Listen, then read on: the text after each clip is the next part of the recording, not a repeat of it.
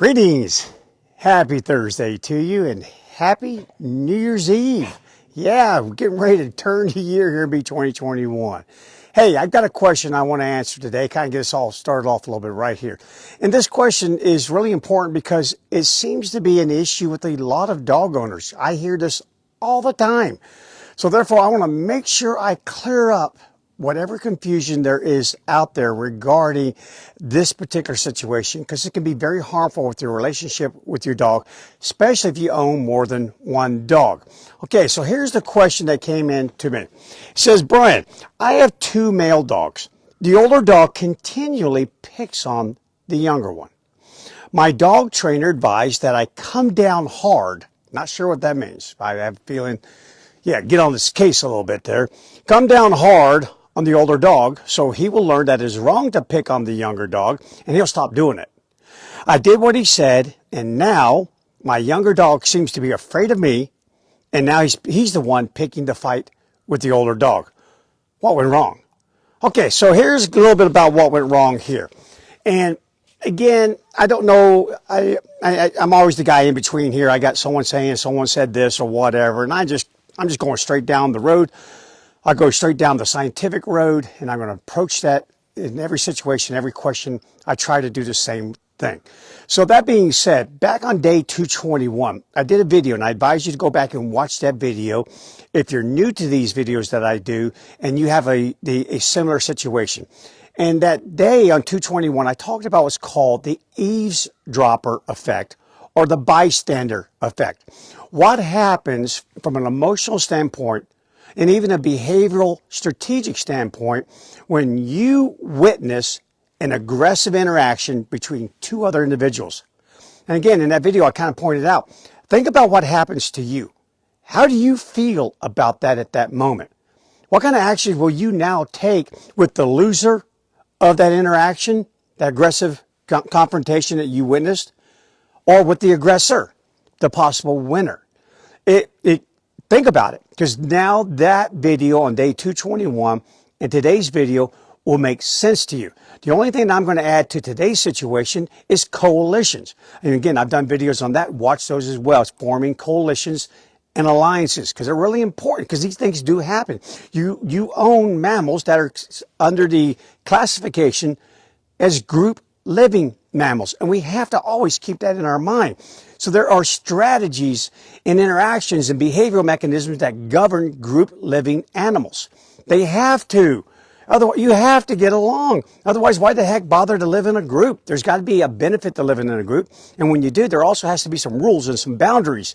You just can't use your fangs and claws to kill the other animal in your group all the time. You do that, and that affects your direct fitness in a very bad way. Okay, so here's what was wrong with that advice. It could be wrong and it could be not wrong. Okay, so here's how it could be wrong.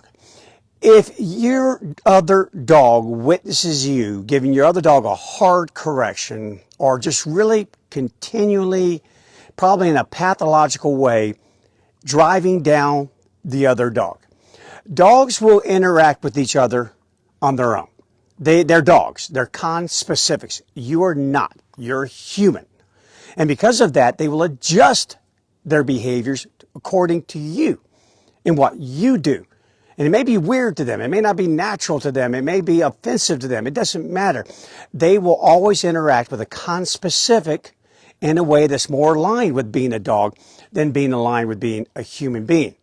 So that being said, if you're constantly picking on one dog so that it will learn not to pick on the younger dog, well, you're kind of wasting your time. It won't create that, and I'm going to talk more about that in tomorrow's video. So make sure you tune in for it, because I'm going to kind of dovetail into it. These two videos go together. If you're going to, what you need to do is training creates the ability to control situations when you're present, is what it does. And so therefore, just rely on good training. Getting on the dog's case is not going to teach you not to go after the other dog. And if it does, it'll only teach it under a certain condition when you're around. Outside of that, no way.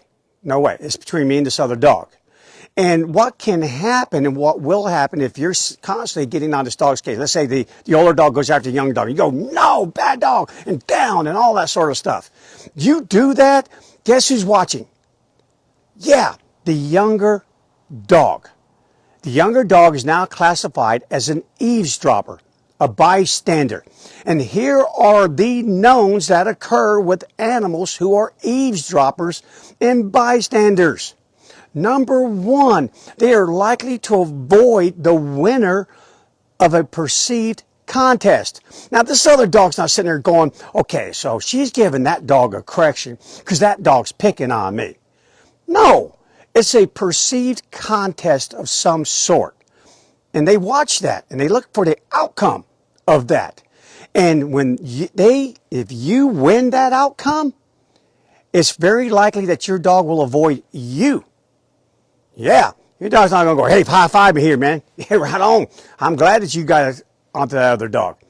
No, something in that form can form later, but initially science shows us that eavesdroppers avoid winners of contests. And another thing that happens from an anatomical physiological level, and that is their testosterone will raise and increase immediately. Yes, they've done studies on this back in 2005, 2007.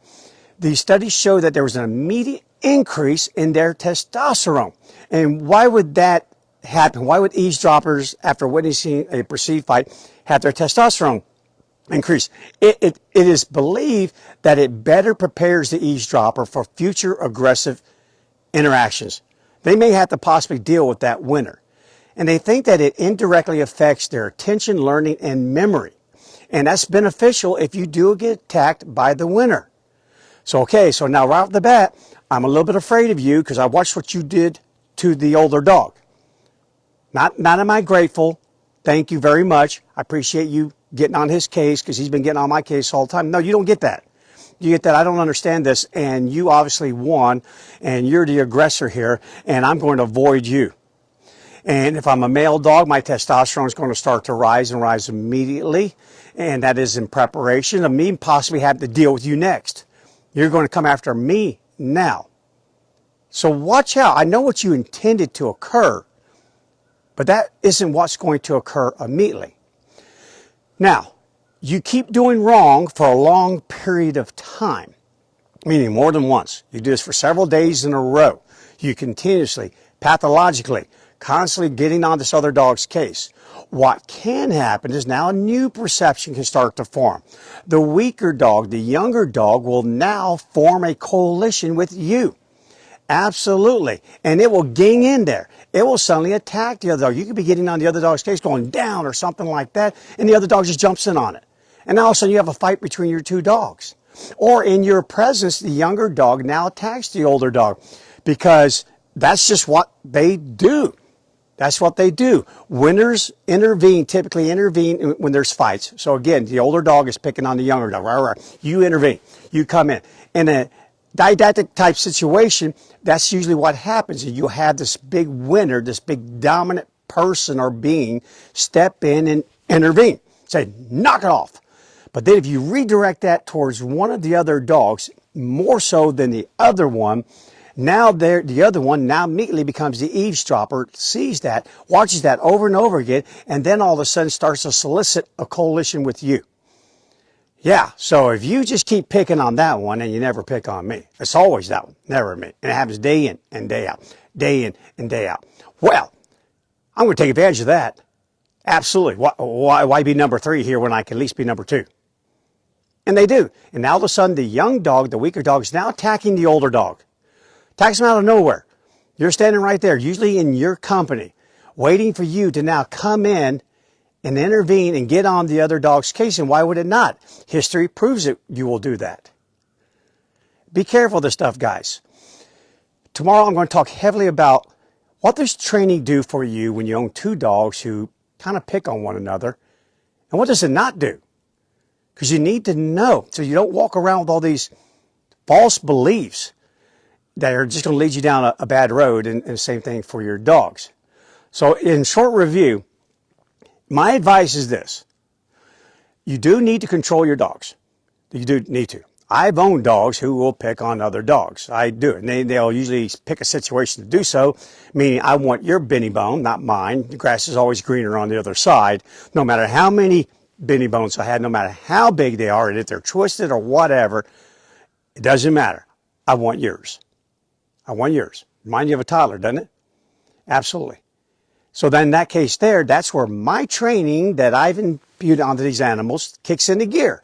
That's when I go, okay, I tell you what, out, drop it, down, stay. Life's good. And we move on for a little bit till they all come down out of their arousal columns in this pre-aggression, this pre-contest state that they suddenly rise up into. Calm it down. Hey, why don't you go sit in that corner for a little bit? Calm down. Go count to 10. I'm going to make you lie down, go horizontal to the ground. That will immediately make your body think you're about to go to sleep. Heart rate comes down, stress response comes down, arousal column comes down, everyone's calmed down. I remove the contested items, the valued items that they've already run through a cost-benefit analysis and decided, the benefit of getting that thing is worth the cost of taking you on, meaning the other dog. And I remove all that, thing's good, it's free, we're done. So that's how training kind of helps you with situations like this. It cuts down on the occurrences of fights. It kind of manages conditions in which fights can happen. But no, if you've got to get on one dog's case a little bit because this is completely blowing you off, note that to yourself, go, okay, you got me today. You got me because the other dog's standing right here. You got me, okay? So here's what's going to happen. Tomorrow, you and I are going to go for a walk, just two of us, and we're going to do a little bit of training. We are. Because obviously, I've lost track somewhere along the line. Again, training, your dog's reliable response to any input is completely dictated by the training conditions in which you initially performed it. So conditions dictate future responses. And obviously, you've slackened up in that particular condition. Maybe you've never trained in that condition before. Well, go get your base stuff done first. Make sure your dog has a good understanding of what it is you're trying to get it to do and why it should do it. Once it knows that, then you say, okay, we're going to switch things a little bit here. Now you need to do it. Here's why you need to do it. And you need to do it under these conditions.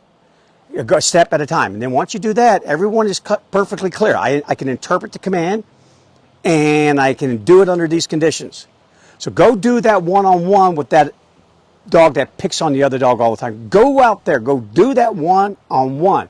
One-on-one. Do it, do it, do it. Go with the other dog. Work with it. Make sure it's sharp as well. But do your best. Try not to get on any of your dog's cases in the company of other dogs. I get in an emergency situation. They got something in their mouth. They got to drop that thing. They got to drop it right now because that could cause them a lot of harm. There are many conditions in which skip what I just said. Because it's exigent. It's an emergency type situation, and you just got to go for it. And let the consequences lie where they lie, and deal with it later. But if it's not an emergency situation, breathe and learn. Go, okay, I got a problem here. And always write it down, write your problems down. Kind of puts it in perspective all the time. I always write my problems down. Makes everything seem a little bit smaller, gets me focused. And I write it down, and I step back, and I kind of look at it like a scientist, and I go, okay. Because it removes emotion. Got to remove emotion from the situation. You may be mad as all get out. You just got this new dog. You love this new dog. This new dog is your dog. And you don't want this older dog picking on your new dog. You don't want that happening. I get it. You can't be like that. Step back. What story did you tell yourself? What did you see and hear? What story did you tell yourself? How did it make you feel? And what actions were you just about to take? Go write that down. And then when you do, step back like a scientist. Outside that bubble. Get it done. Okay, so again, beware of the eavesdropper and bystander effect when you own more than one dog. It will happen. Also, even if you own one dog, watch out what happens if you get in a fight with another individual. Again, if there are no other dogs, I'm going to deal with you like you are a dog. So you go getting in a fight with another family member, watch out. Watch what happens to your dog as well. Again, if you have young children, watch what happens with them. Watch what happens. Watch how they react to that, to the individuals in that fight. And then if those individuals continue to fight over and over and over and over again, watch those children start to form coalitions with certain adults. Yeah, we're no different. Learn from it. So go again, like the old saying goes, preach in private, praise in public. Really try to abide by that good piece of advice when interacting with your dogs, if you ever are going to, anything that you do is going to be possibly perceived as an aggressive contest. Try to do it out of the sight of your other dog. Don't let them observe it. And then get your training done. Okay, so tomorrow we're going to talk a little bit more about self-governing. Will animals self-govern themselves when you are not present? We'll talk about what they'll do and what they won't do. And hopefully you guys have all this stuff down here. You'll be good to go when it comes to owning more than one dog. Eavesdropper effect. Always keep that right here in the front of your brain when you own dogs. All right, guys, that's it for today. Hope you picked something up from that. And I'll check in with you tomorrow on New Year's Day. Till then, tonight, be safe, guys. Be smart. Be well. And just stay alive for me, okay? All right, I'll talk to you tomorrow.